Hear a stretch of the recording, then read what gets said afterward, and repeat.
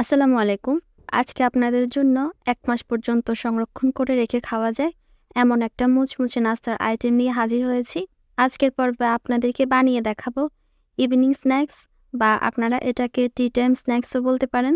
এটা বেশি করে তৈরি করে অনেক দিন পর্যন্ত সংরক্ষণ করে রেখে খাওয়া যায়। বাচ্চাদের টিফিনে ঝটপট ভেজে দিতে পারবেন বা হঠাৎ বাসায় মেহমান চলে আসলে চট করে বের করে এটা ভেজে দিতে পারবেন। নাস্তাটি বানানোর জন্য প্রথমে এর ভেতরের পুরটা তৈরি করে নিতে হবে। এর জন্য একটা প্যানে 2 টেবিল চামচের মতো তেল নিয়ে নিয়েছি। তারপর তাতে দিয়ে দিলাম পেঁয়াজ কুচি 1 কাপ। আমি পেঁয়াজগুলোকে কিউব করে কেটে নিয়েছি। সাথে দিয়ে দিচ্ছি 3-4টা কাঁচামরিচ কুচি।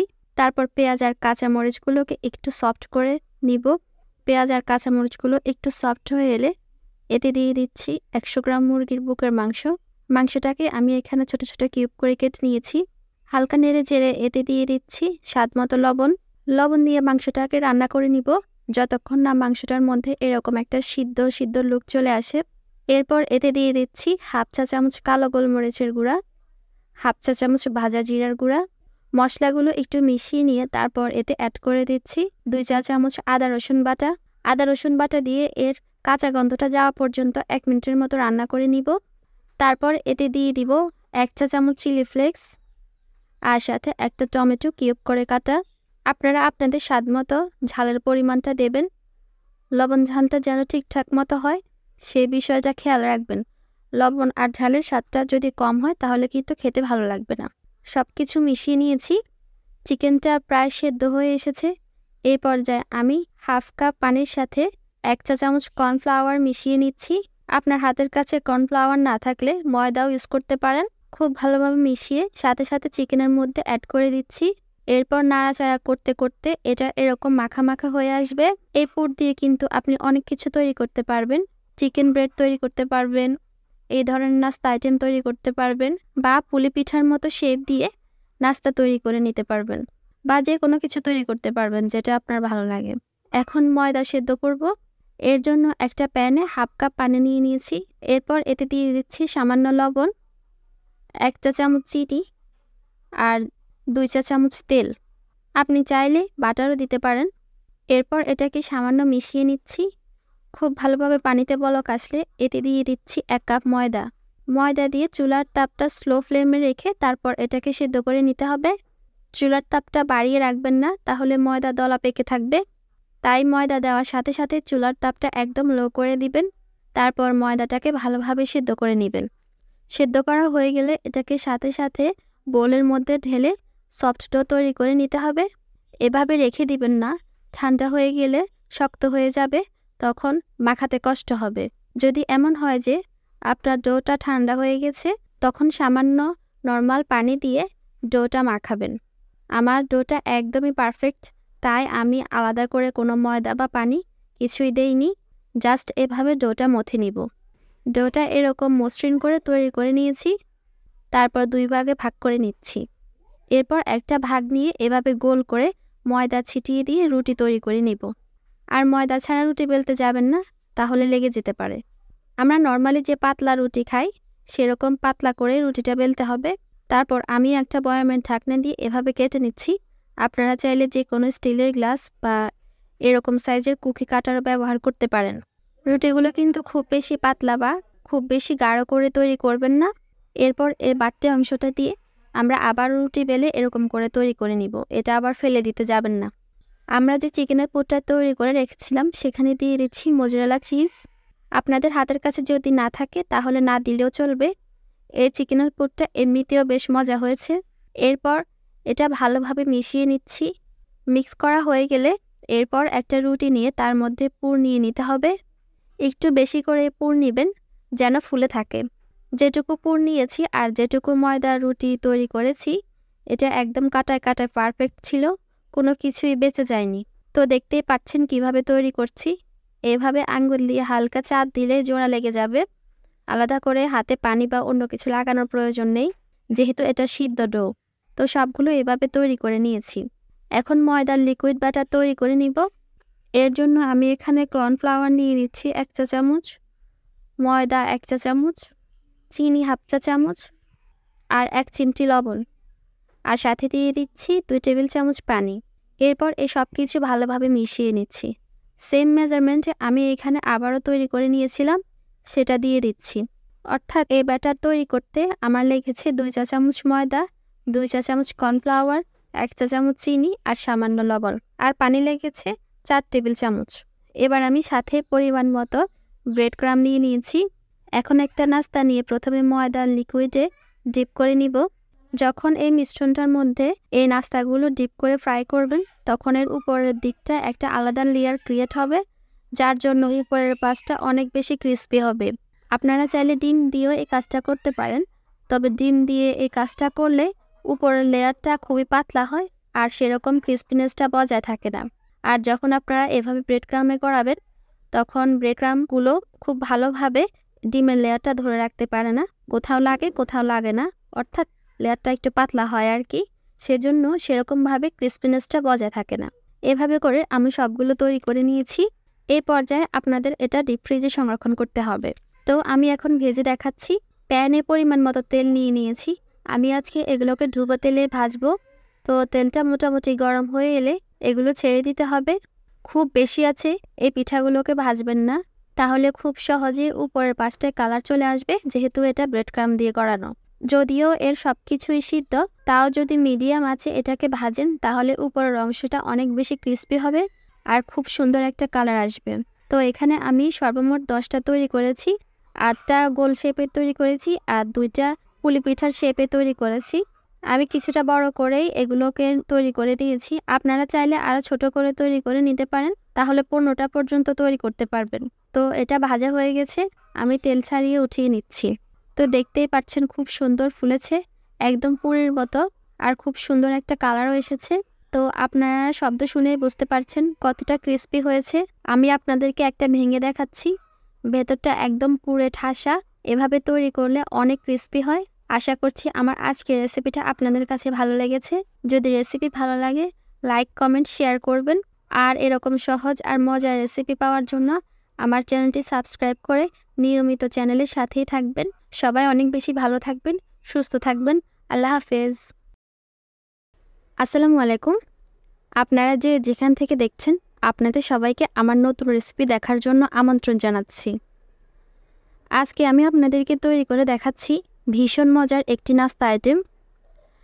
আজকে যেটা বানাচ্ছি সেটাকে আপনারা বলতে পারেন বার্গার বান বা চিকেন বান, যেটাই বলেন না কেন, জাস্ট দারুণ এটা খেতে।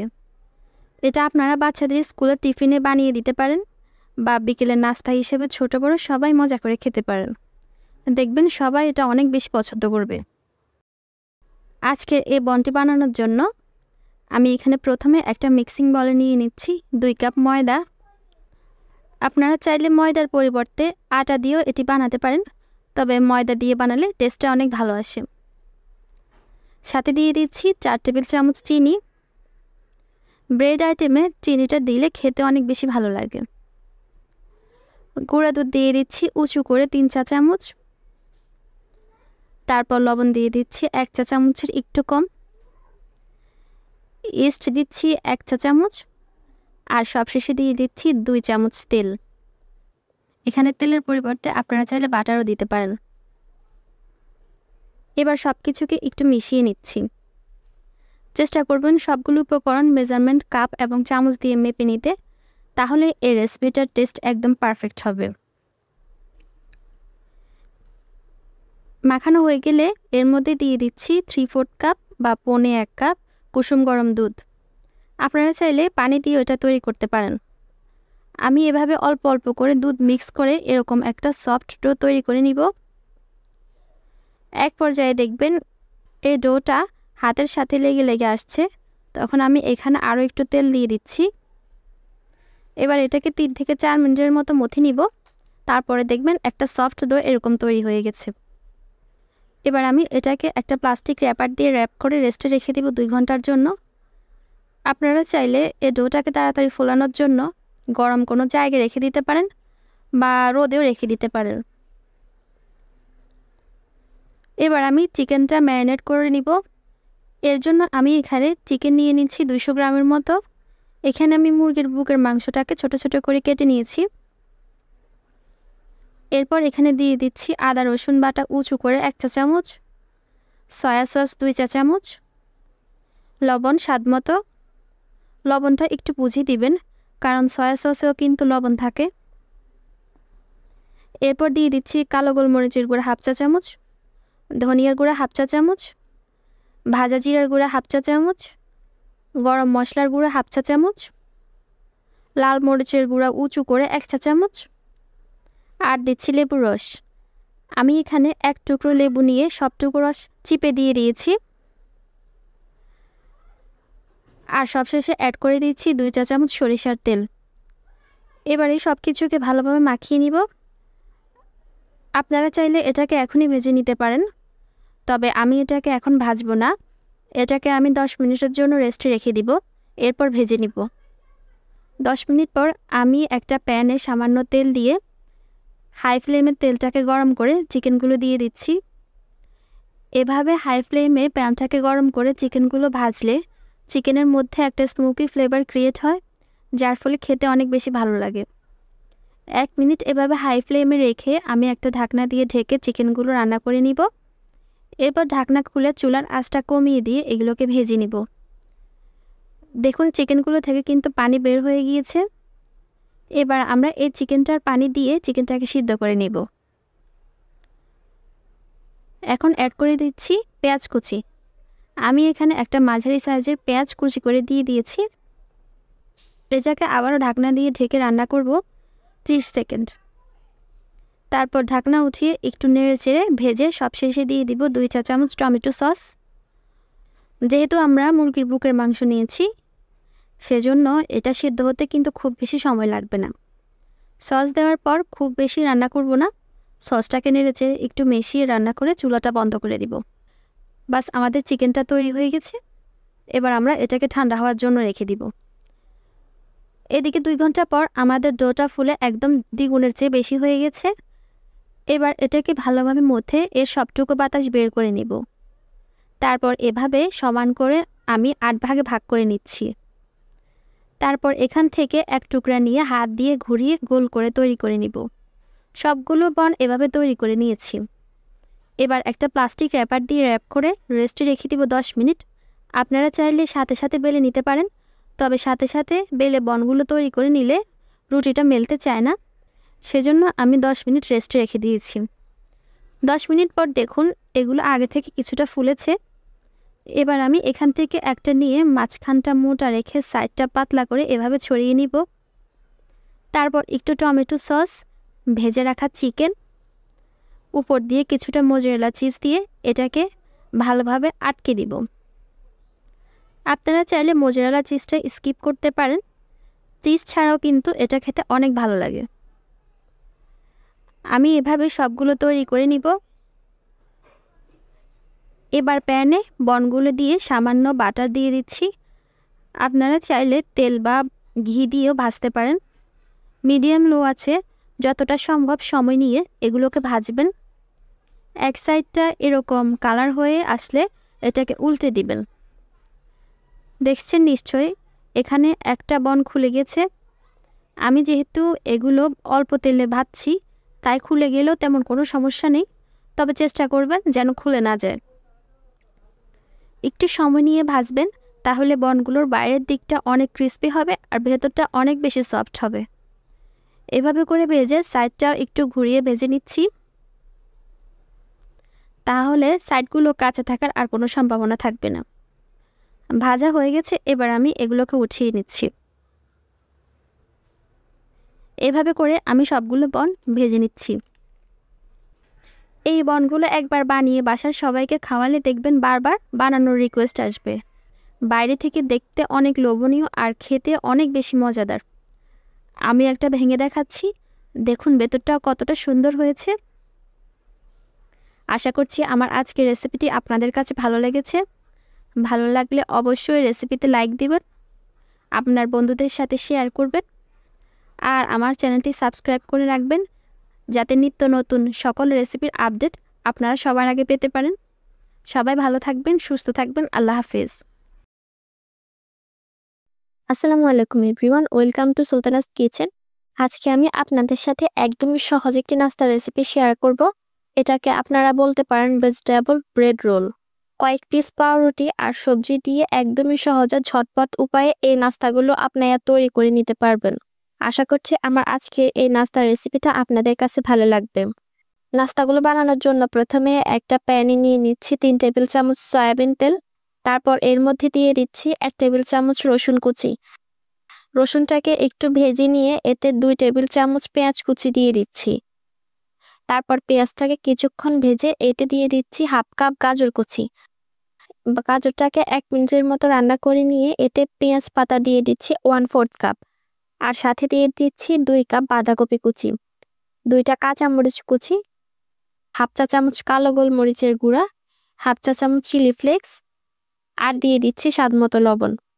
আমি এখানে 3 ধরনের মরিচ দিয়েছি, প্রত্যেকটাই পরিমিত পরিমাণে আছে, যার কারণে ঝালের পরিমাণটা খুব বেশি একটা না হলেও এর মধ্য থেকে মিশ্র একটা ফ্লেভার পাওয়া যাবে, যার ফলে সবজিটা খেতে খুবই ভালো লাগবে। সবজিটাকে 1 মিনিটের মতো রান্না করে এতে দিয়ে দিচ্ছি 1 চা চামচ সয়া সস। এটা অপশনাল, আপনাদের হাতের কাছে থাকলে দিবেন, না থাকলে না দিলেও চলবে। এবার সবজিগুলো যখন মোটামুটি সিদ্ধ হয়ে আসবে তখন একটা বাটিতে নিয়ে নিচ্ছি 2 চা চামচ ময়দা আর সাথে 1/3 কাপ পানি। ময়দাটাকে পানির সাথে খুব ভালোভাবে মিশিয়ে সবজির মধ্যে ঢেলে দিব। এই মিশ্রণটা দেওয়ার কারণে সবজির মধ্যে একটা ক্রিমি টেক্সচার আসবে, যার ফলে খেতে অনেক ভালো লাগবে। এটা যখন এরকম মাখা মাখা হয়ে আসবে তখন এখানে 1/4 চা চামচ গরম মশলার গুঁড়া দিয়ে দিচ্ছি। এই গরম মশলাটা দেওয়ার কারণে এর মধ্যে থেকে খুব সুন্দর একটা ঘ্রাণ আসবে। বাস, আমার সবজির পুরটা এখন তৈরি। এখন আমি এটাকে নামিয়ে নিব। এবার এক টুকরা পাউরুটি নিয়ে একটা ছুরি দিয়ে এর সাইডের ব্রাউন অংশগুলো কেটে বাদ দিয়ে দিব। তারপর একটা বাটিতে কিছুটা পানি নিয়ে তাতে পাউরুটিটাকে ভিজিয়ে নিব আর 2 হাত দিয়ে বাড়তি পানিটা চেপে ফেলে দিব। এখন পরিমাণ মতো সবজির পুর দিয়ে দিচ্ছি আর হাত দিয়ে এভাবে 4-5টা টেনে গোল করে বলের মতো বানিয়ে নিব। আশা করছি আপনারা দেখে নিশ্চয়ই বুঝতে পারছেন আমি কিভাবে এই কাজটা করছি। এভাবে করে আমি সবগুলো ব্রেড বল তৈরি করে নিয়েছি। আর পাউরুটির সাইডের ব্রাউন অংশগুলোকে ফেলে দিব না, এগুলোকে আমি একটা ব্লেন্ডারে জারে নিয়ে গুঁড়ো করে ব্রেড ক্রাম্ব তৈরি করে নিব। এখন এই নাস্তাগুলো কোটিং করার জন্য একটা ডিম আর ব্রেড ক্রাম্ব নিয়ে নিয়েছি। এবার একটা কাঁটা চামচ দিয়ে ডিমটাকে ভালোভাবে ফেটিয়ে নিব। তারপর একটা নাস্তা নিয়ে ডিমের মধ্যে প্রথমে চুবিয়ে তারপর ব্রেড ক্রাম্বে গড়িয়ে নিব। এই পর্যায়ে আপনারা ডিপ ফ্রিজে রেখে নাস্তাগুলো 2 মাসের মতো সংরক্ষণ করে রাখতে পারেন। শুধু ভাজার আগে ফ্রিজ থেকে নামিয়ে 30 মিনিট পর ভেজে নিলেই হবে। বাস, একটা নাস্তা আমার কোট করা হয়ে গেছে। সেম প্রসেস ফলো করে আমি সবগুলো নাস্তা কোট করে নিয়েছি। আমি এখন এগুলোকে সাথে সাথে ভেজে নিব। এর জন্য প্যানে পরিমাণ মতো তেল নিয়ে নিয়েছি। তেলটা হালকা গরম হয়ে এলে নাস্তাগুলো একে একে দিয়ে দিতে হবে। বেশি গরম তেলে নাস্তাগুলো ভাজা যাবে না, তাহলে নাস্তাগুলোর বাইরের অংশটা খুব তাড়াতাড়ি কালার চলে আসবে আর এটা তেমন একটা ক্রিস্পি হবে না। মিডিয়াম লো আঁচে নাস্তাগুলোকে উল্টে পাল্টে ভালোভাবে ভেজে নিতে হবে।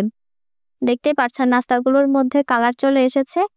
আমি এখন এগুলোকে তেল ঝরিয়ে উঠিয়ে নিচ্ছি। বাস, একদমই অল্প সময়ে তৈরি হয়ে গেল মজাদার এই ব্রেড বলগুলো। আমি একটা নাস্তা আপনাদেরকে ভেঙে দেখাচ্ছি। দেখুন, বাইরে ক্রিস্পি পাউরুটির লেয়ার আর ভেতরে ক্রিমি সবজির পুরে ভরা। অসাধারণ একটা রেসিপি। আশা করছি আমার আজকের এই রেসিপিটা আপনারা অবশ্যই বাসায় একবার হলেও ট্রাই করবেন আর কেমন হয়েছে তা আমাকে কমেন্টে লিখে জানাবেন। সবাই ভালো থাকবেন, সুস্থ থাকবেন। আল্লাহ হাফেজ।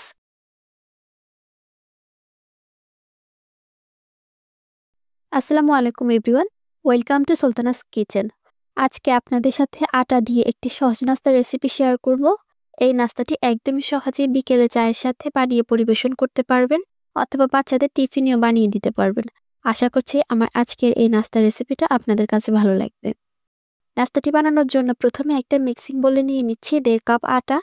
আটার পরিবর্তে আপনারা চাইলে এখানে ময়দা দিয়ে এই নাস্তাগুলো বানিয়ে নিতে পারেন। সাথে দিয়ে দিচ্ছি স্বাদমতো লবণ আর 2 টেবিল চামচ সয়াবিন তেল।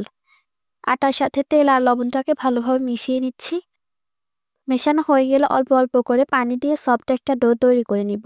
নর্মালি আমরা আটা পরোটা বানানোর জন্য যেরকমভাবে ডো তৈরি করি, এই ডোটাও ঠিক সেরকম হবে।